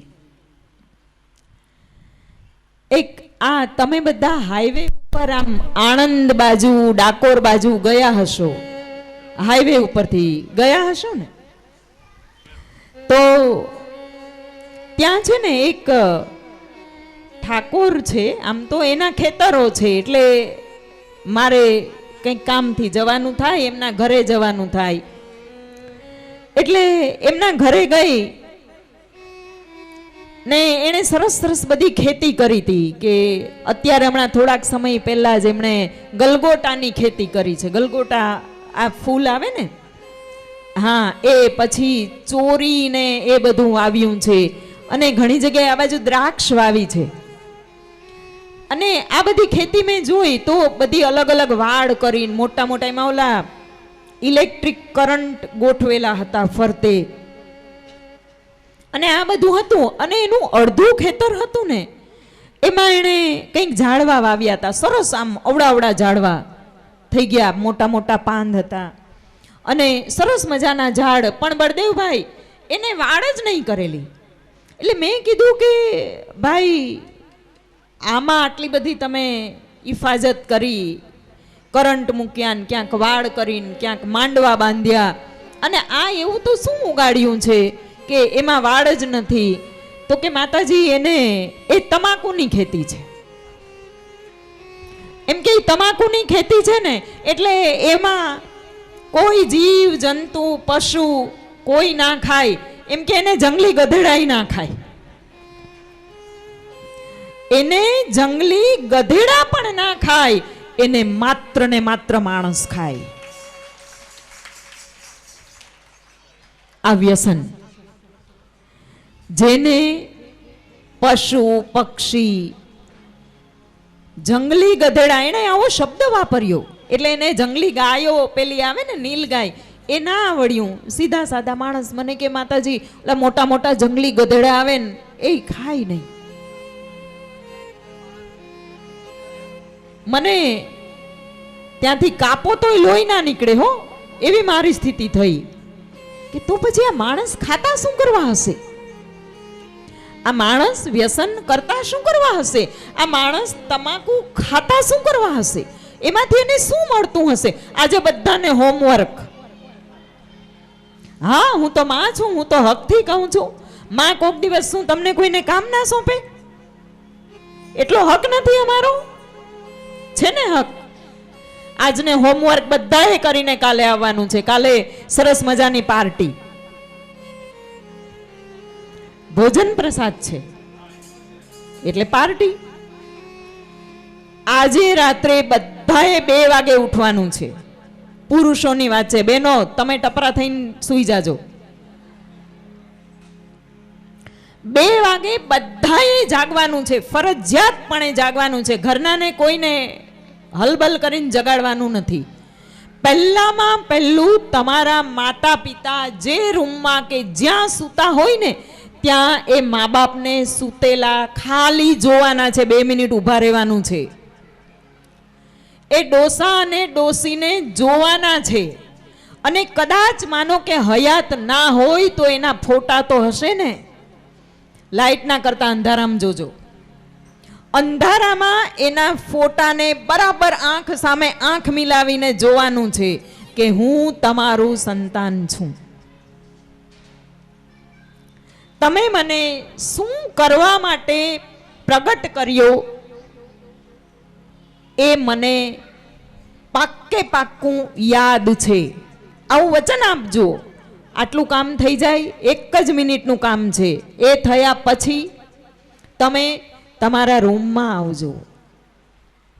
તમારા બાળકો જ્યાં સૂતા હોય ને, ટૂટિયું વરીને, હાથ પગ આઘા પાછા કરીને, ફેલાવીને, કેવું તમારા આધારે સૂતું હોય છે. એને કાંઈ ચિંતા હોય? કેવું બેફિકરાઈથી સૂતું હોય છે. ને મા બાપ એ કેવા આમ સરસ નસકોરા બોલાવતા હોય, એ દીકરો છે ને કેવા મોજથી સૂતા હોય. એને જોજો. તમારા સંતાનોને જોજો કે તમારા ઉપર કેટલો ભરોસો કરી અને સૂતા છે. અને ત્યાર પછી તમારી બેન હોય તો બેનને જોજો. ભાઈ નાનેરા ભાંડેડા હોય તો એને જોજો. એના પછી તમારા ધર્મપત્નીને જોજો કે કેટલા અરમાનથી આ 20 વર્ષથી મારું લોહી પીવે છે એવું ના વિચારતા. હા, એવું વિચારશો તો હોમવર્ક માં તમે ફેલ થઈ જશો પાછા. હું માર્ક્સ નહીં આપું કાલે એકઈ. 20 વર્ષથી એના માવતરને ઉમરું છોડી તન મન અને ધનથી અહીંયા મને સમર્પિત થઈ છે. 24 કલાક મારા કાર્ય કરવા માટે જેણે એનું જીવન સમર્પિત કરી દીધું છે અને હું આ વ્યસન કરું છું. કાલ સવારે ભલે મને કંઈ ના થાય, કંઈ થઈ નથી જવાનું. આમ ઘણાને તો આમ કહીએ ને તો આમ સિંહની જેમ સામે આવે. એક હાથી ને સિંહ બે સામે મળી ગયા. હાથીને સિંહ મળ્યા ને એટલે હાથીએ પૂછ્યું સિંહને, કેમ છે ભાઈ બંધ? તો કે મોજ હાલે જ મારે તો. વનમાં મળ્યા હતા, જંગલમાં. મારે તો એ કે મોજ હાલે. હાથી કે કઈ ગામ કોરા ગામ ઢારો આટો મારવા નીકળ. તો કે કેમ? સિંહે પૂછ્યું કેમ? તો કે આમ નીકળતો જો, હું તો ગામ બાજુથી આવ્યો હોય કે હું તો આમ ગામમાં નીકળું ને એટલે સાધુ સંતો મારા ઉપર સવારી કરે ને હું નીકળું એટલે બધા મને પગે લાગે, ચાંદલા કરે, કેળા આપે, ફ્રૂટ આપે રૂપિયા 2 રૂપિયા આપે અને ઈ કે મારુંય પોષણ થાય ને મહાવતનું પોષણ થાય ને મજા આવે. ઈ કે કંઈ ગામમાં આટો મારવા નીકળ, હું નીકળું જોઈ કે મને કેવું માન સન્માન મળે. હાથી આ સિંહે કીધું રેવા દે, તારા ઉપર સવારી કરે છે ને. હાથી ઉપર કોણ સવારી કરે? ઇન્દ્ર. ઇન્દ્રની સવારી છે. એ કે તારા ઉપર જે સવારી કરે ને એ ઇન્દ્રની સવારી છે, એટલે તારે એનું પાલન પોષણ કરવું પડે. મારા ઉપર જે સવારી કરે છે ને એ તો પરમ દિવસથી એના તહેવાર ચાલુ થાય છે. મારા ઉપર તો એ કે જગદંબા સવારી કરે છે, મારે માગવાની જરૂર ના પડે. એમ કે હું તો જો કદાચ ભૂલે ચૂકે નિંદરમાં આમ બજારની ઊભી ગલીએ નીકળી જાઉં ને તો મને કોઈ હામે આપવા ના રહે. એની કરોડોની જાગીરી મૂકી મૂકીને ત્યાં દોડતા થઈ જાય. એમ કે વયા જાય, બધું ખાલી કરીને દસ્તાવેજ કરાવાય ના રહીએ, સહયું કરવાય કોઈ ઊભા ના રહીએ. વગર દસ્તાવેજે બધું મારું થઈ જાય. એમ કે મને જે જોઈએ એ મોજ કરીને પછી આવું. એમ કે એટલે આમ ઘણા તો આમ સિંહની જેમ આવે, અમે આટલા વર્ષથી તમાકુ ખાય, અમને કઈ નથી થતું. કઈ નહીં થાય. તમારા પૂર્વજોના કંઈક સત્કર્મો હશે એટલે તમને કાંઈ નથી થતું. છાતી કાઢીને ફૂલો નહીં, તમે એના કંઈક સત્કર્મોને ખાઓ છો. પણ કંઈક થયું છે ને એના પરિવારને પૂછો કે શું થાય છે. એકવાર તો સાહસ કરો.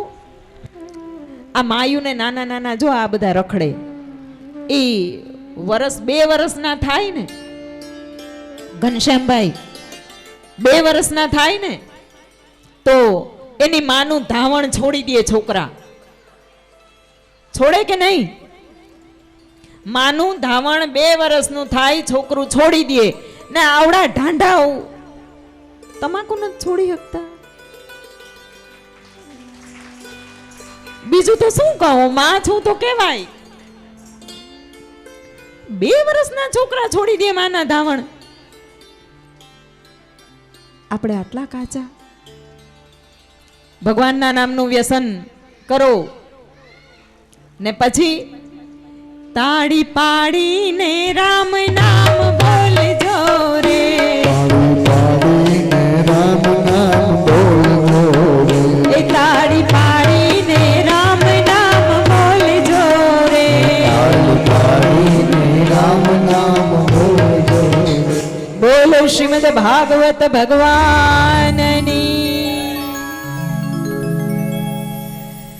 વન ભોજન લીલાનું વર્ણન છે. બલભદ્ર ભગવાન શ્રી કૃષ્ણ પરમાત્મા આજે બલભદ્રને સાથે નથી લઈ ગયા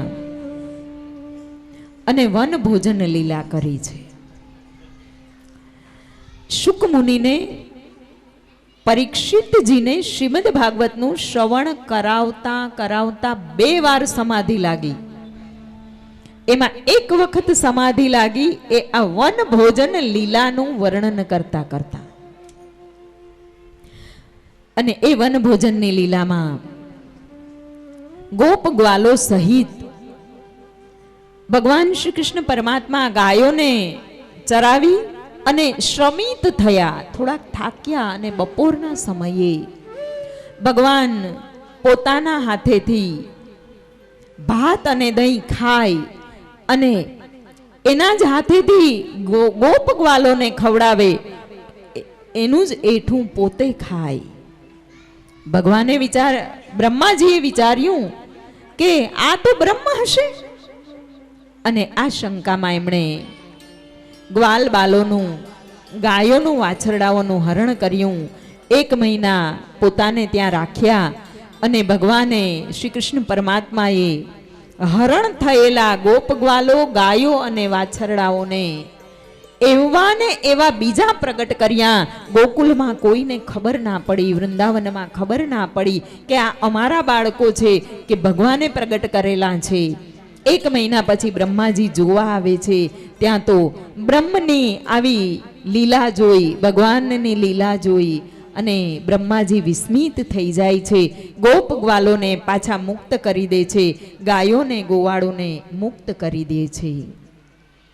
ભગવાને બલભદ્ર દ્વારા ધેનુકાસુર નામનો દૈત્ય કે જે તાળ વનમાં ગદર્ભના રૂપમાં રહેતો હતો એનો વધ કરાવ્યો છે. યમુનાજીના ધરાને કાલિય નાગથી મુક્ત કરાવ્યો છે. મુંજ ઘાસના વનમાં આગ લાગી હતી અને દાવાનળ સળગ્યો હતો, ત્યારે ગોપ ગ્વાલોને ભગવાને એ દાવાનળનું એટલે અગ્નિનું પાન કરી અને સુરક્ષિત બચાવ્યા. દાવાગ્નિનું પાન કર્યું એટલે ગોવાળો કૃષ્ણને હવે દેવ માનવા લાગ્યા છે, ભગવાન માનવા લાગ્યા છે.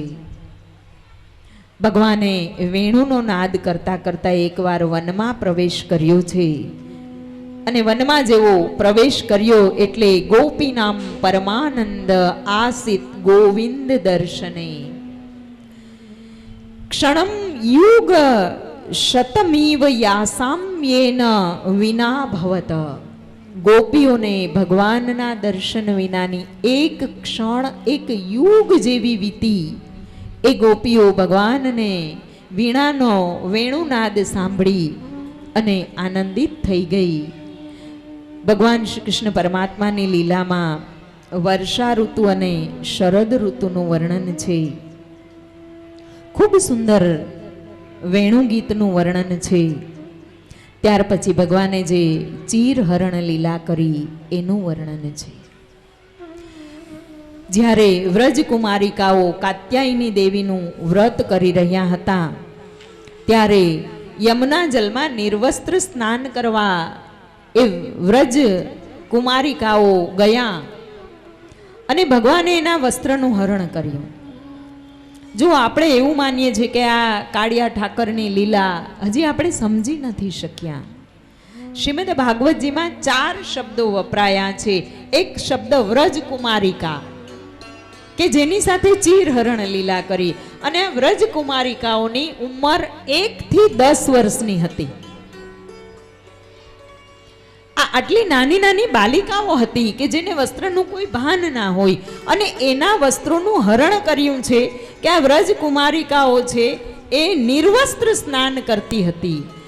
આપણો સનાતન ધર્મ એટલો ઉત્કૃષ્ટ ધર્મ છે કે જલાશયો અને જલની સાથે આ પંચ તત્વોની સાથે આપણે મનુષ્યોએ કઈ રીતે વર્તન કરવું એની સમજ માટે વસ્ત્રહરણ કર્યું છે. ભગવાને કાલિય નાગને એના પોતાના સ્થાને પહોંચાડ્યો છે, અર્થાત કે માનવ મર્યાદા સ્થાપી છે કે આ જલ મનુષ્યોને, પશુઓને, પંખીઓને, જીવોને પીવા માટે શુદ્ધ રાખવાનું છે. આ દરેકે દરેક લીલા એ મનુષ્યના જીવનમાં કાંઈક ને કાંઈક નિયમને સ્થાપિત કરવા માટે ભગવાને કરી છે. વ્રજકુમારિકા 1 થી 10 વર્ષના.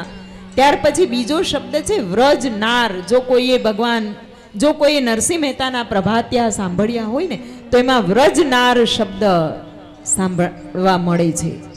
અને આ વ્રજનાર કેવડા હતા? 10 થી 20 વર્ષના એ વ્રજનાર હતા. ત્યાર પછી ત્રીજો શબ્દ ગોવાલણ છે, અને આ ગોવાલણ 20 થી 30 વર્ષના હતા. અને ભગવાને મોટા ભાગની લીલાઓ ગોપીઓ સાથે કરી છે. એ ગોપીઓ 30 થી 100 વર્ષની અંદરના હતા. કેટલા? 30 થી 100 વર્ષની અંદરના. હવે આ કથા ક્યાં સમજવી આપણે? સમજાવનારા કેણતર કાલા, આપણે સુણતર એ કાલા. ધર્મનું ઊંધું અર્થઘટન થાય ને એટલે આવા તેજોમય કે જેમાં સાક્ષાત ભગવાનનો વાસ છે ને એવા પુરાણો પણ આપણને કામ આપતા નથી. કારણ કે અર્થઘટનો ઊંધા થયા છે, અને અર્થઘટનો ઊંધા થાય છે પછી ભગવાન વિચારે કે યદા યદા જ્યારે ધર્મમાં ગ્લાનિ થાય ત્યારે મારે કોઈક ને કોઈક સ્વરૂપે આવવું જ પડે છે. અને એક સમય એવો હતો ભગવાન આવ્યા હતા. ક્યારે આવ્યા હતા? પાંડવો, આજે આપણે, મને લાગે છે કે રૂક્ષ્મણી દેવીને આપણે કાલે જ પધરાવીએ. કોઈ ચિંતા નથી. જ્યારે 5 પાંડવો દ્રૌપદીજી સહિત વનમાં ગયા હતા, વનવાસ પૂરો થયો અને 1 વર્ષનો અજ્ઞાતવાસ બાકી હતો.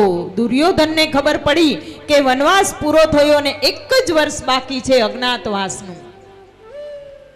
કદાચ માનો કે પાંડવો પાછા આવી જાય ને મારે એને રાજ્ય આપવું પડે ને, તોય હું મારી પ્રજાને એવી રીતેની સુખ સગવડો આપું કે મારી પ્રજા જ કાલ સવારે પાંડવોને ના પાડી દે કે અમને રાજાના રૂપમાં દુર્યોધન જ જોઈએ છે, અમને પાંડવો જોતા નથી. અને આ વાતને લઈ અને દુર્યોધને પ્રજાને કેવી સુખ સુવિધાઓ આપી કે બધું જ મફત, બધું ફ્રી, કોઈને કોઈ પ્રકારનો દંડ નહીં. કોઈ કોઈના ઘરમાંથી ચોરી કરી આવે તો કોઈ પ્રકારનો દંડ નહીં. મન પડે એમ કરો, મન ફાવે એમ કરો, જે જોઈએ એ લઈ જાઓ, રાજી રહ્યો. કોઈની ગરદન પકડીને ખૂન કરી નાખો, કોઈ વાંધો નહીં, કોઈ પનિશમેન્ટ જ નહીં. જેને જે ખાવું હોય, જે પીવું હોય, જે રીતે વર્તન કરવું હોય એ વર્તન કરો. મન ફાવે એમ માજા મૂકી. કામ ના કરો તોય જલસા કરો, કામ કરવું હોય તોય જલસા કરો. અને આ મનુષ્યની એક ફિતરત છે કે મફતનું મળે ને તો રાજા એ લાઈનમાં ઊભો રહી જાય. જ્યારે જીઓના કાર્ડ નીકળ્યા હતા ને ત્યારે આ સીન તો બરાબર જોઈ લીધો અને સાધુ સમાજમાં એની બહુ મોટી ચર્ચાઓ ચાલી હતી.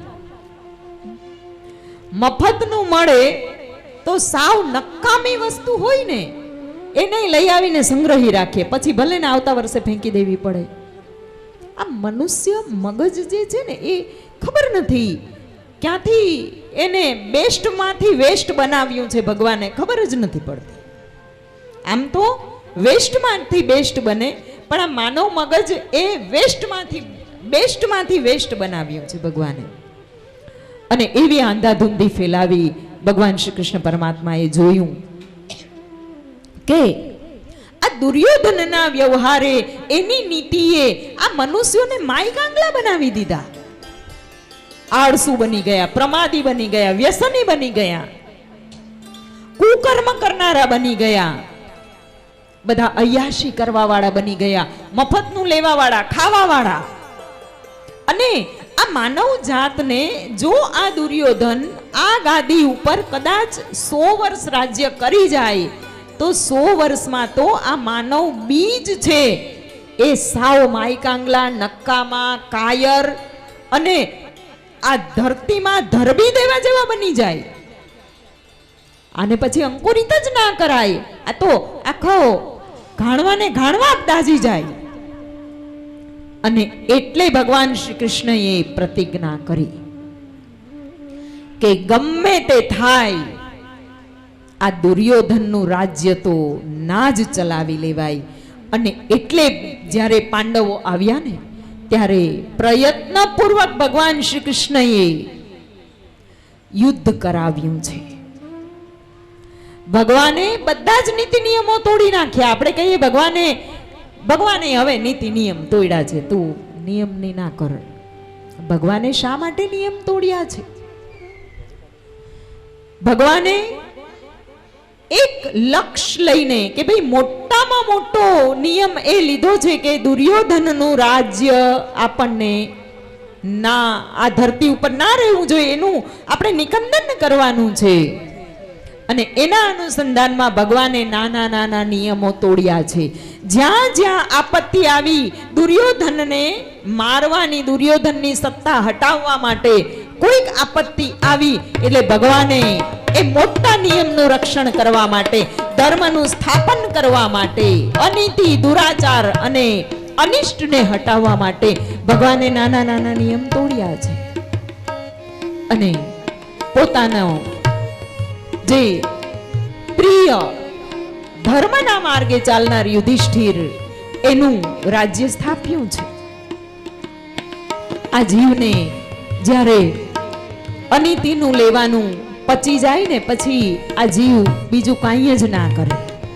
એટલે યાદ રાખજો, શ્રીમદ ભાગવત એ કર્મની કથા છે. ધર્મના ઊંધા અને ખોટા અર્થઘટનોની કથા નથી.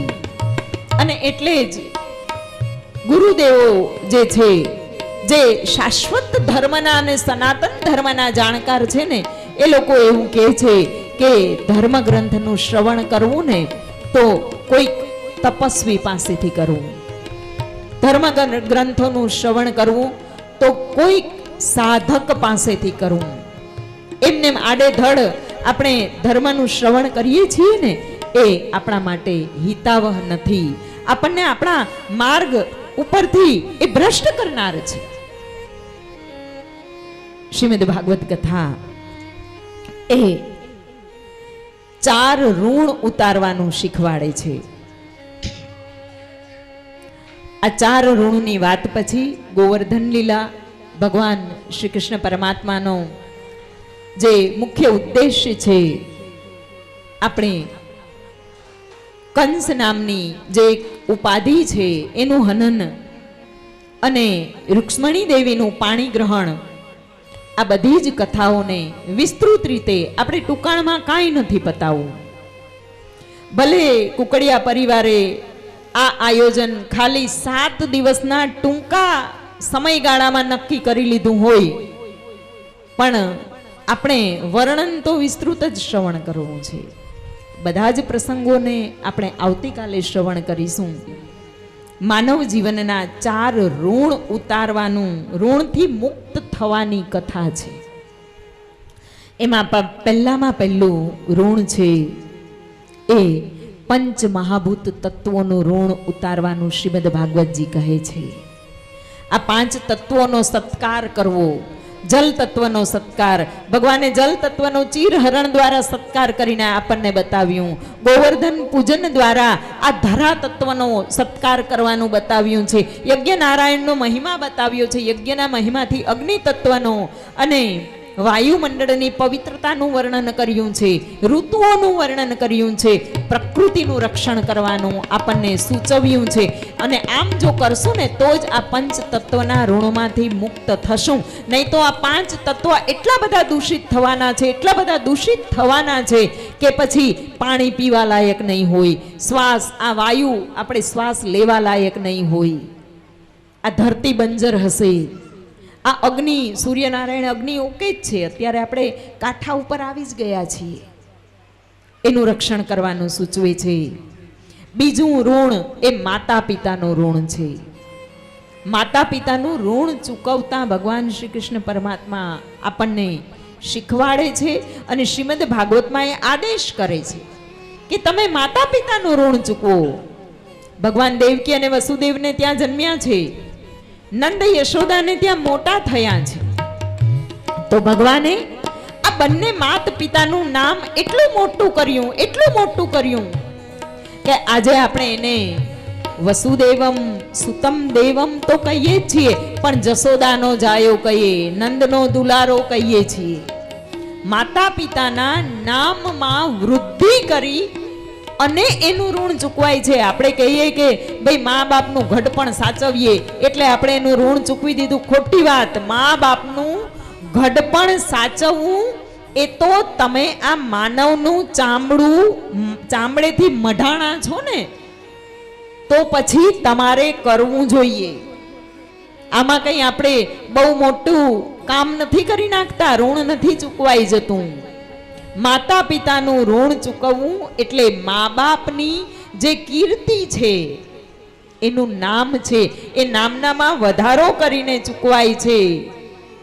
ત્રીજું ઋણ દેવ ઋણ છે. અને આ દેવી દેવતાઓનું ઋણ, દેવ ઋણ એટલે દેવી દેવતાઓમાં શ્રદ્ધા, આસ્થા, ભગવાનના નામમાં શ્રદ્ધા, ભક્તિમય જીવન, શાંતિમય જીવન, આ બધું જ દરેકમાં સદભાવ રાખી અને જીવન જીવવું. કારણ કે આ ભવ સાગર છે. આ ભવ સાગરમાં જેવો ભાવ રાખીએ ને એવું આપણને ગળપણ મળે.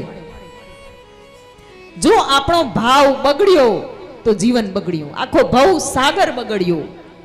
એટલે શ્રીમદ ભાગવતજી આપણને આ દેવ ઋણ કઈ રીતે ચૂકવવું, બધામાં સમભાવ રાખીને જીવવાનો આદેશ આપે છે. અને છેલ્લું અને ચોથું ઋણ છે કર્મનું ઋણ, જ્ઞાનનું ઋણ. આપણને કર્મ કરતા શીખવાડ્યું છે, બે હાથ આપ્યા છે, આ કર્મ ઋણ. માનવ સિવાય કોઈને બે હાથ નથી આપ્યા, કર્મ નથી કરી શકતો કોઈ જીવ. એટલે આ કર્મનું ઋણ અને જ્ઞાનનું ઋણ, આ જ્ઞાનનું અને કર્મનું ઋણ એ ગુરુ બનાવીને દક્ષિણા આપીને નથી ચૂકવાતું, યાદ રાખજો.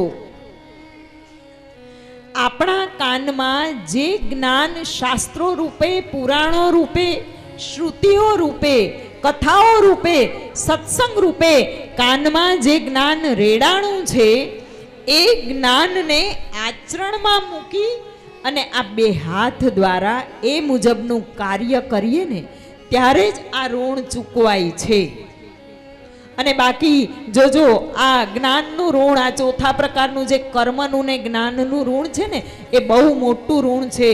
3 પેઢીએ પણ આપણે ચૂકવવા આવવું પડે, અથવા તો ત્રીજી પેઢીએ એ ઋણને લેવા વાળો આપણા કુળમાં જન્મે, એવા ઘણાય દાખલા છે. એટલે આ 4 પ્રકારના ઋણને આપણે કઈ રીતે ચૂકવવું એ દસમ સ્કંધમાંથી, ભગવાનની લીલામાંથી આપણને એનું માર્ગદર્શન મળે છે. દસમ સ્કંદનો 31મો અધ્યાય એ ગોપી ગીત છે. અને એ ગોપી ગીત એ વિરહનું ગીત છે. આવા અત્યંત સુંદર શ્રીમદ ભાગવત કથાને આપણે આવતીકાલે જ્યારે પૂર્ણાહુતિ છે, ભાગવત સપ્તાહની પૂર્ણાહુતિ નથી, તમારા અને મારા આ સામ સામે થવાના. એટલે મને તમારા દર્શન આવતીકાલથી નથી મળવાના. એટલે પણ આ શ્રીમદ ભાગવત કથાનું જે જ્ઞાન કાનમાં રેડાયું છે ને, એ તો પરમ દિવસથી આપણે આચરણમાં મૂકવાની શરૂઆત કરવાની છે. એવા સુંદર મજાના ભાવ સાથે શ્રીમદ ભાગવત કથામાં રહેલા પ્રસંગોને આપણે આવતીકાલે આનંદપૂર્વક ઈશ્વર મને જે પ્રકારનું સામર્થ્ય, સમજણ આપશે એ પ્રકારે વર્ણવીશ. આજની કથાને અહીંયા આપણે જય કાના કાળા પ્રભુ, જય કાના કાળા, મીઠી મોરલી વાળા, મીઠી મોરલી વાળા, ગોપીના પ્યારા. ઓમ જય કાના કાળા, કામણ ગારા કાન કામણ કઈ કીધા,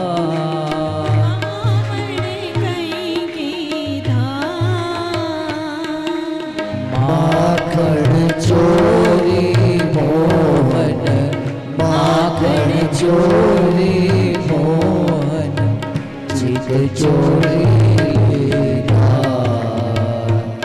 ઓમ જય કાના કાળા,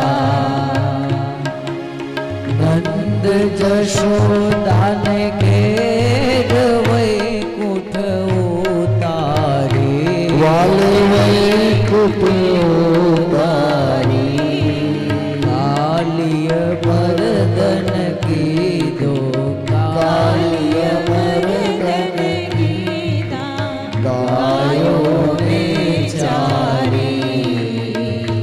ઓમ જય કાના કાળા, ગુણોત્તણો તુજ પાર, પ્રેમે નહીં આવે પ્રભુ ને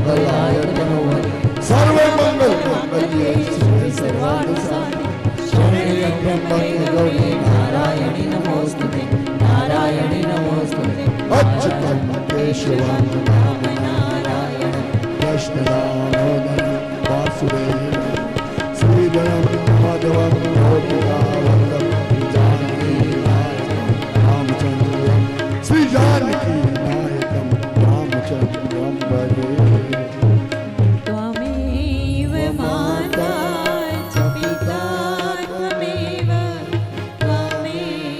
बन्धुश्च सखा त्वमेव त्वमेव विद्या द्रविणं त्वमेव त्वमेव सर्व मम देव देव कायेन वाचा मनसेन्द्रियैर्वा बुद्ध्यात्मना वा प्रकृति स्वभावात् करोमि यद्यत् सकलं परस्मै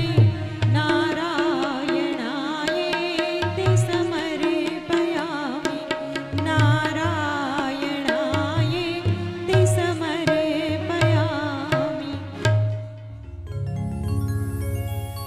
बोलिए श्रीमद् भागवत भगवान की जय कृष्ण कन्हैया लाल की जय गिरिराज धरन की जय द्वारिकाधीश ने जय सीताराम सरकार ने बहनों जय बोलो गौ मातनी आद्य शक्ति अम्बा मातनी जय भारत मातनी जय महाकाली मातनी जय ओ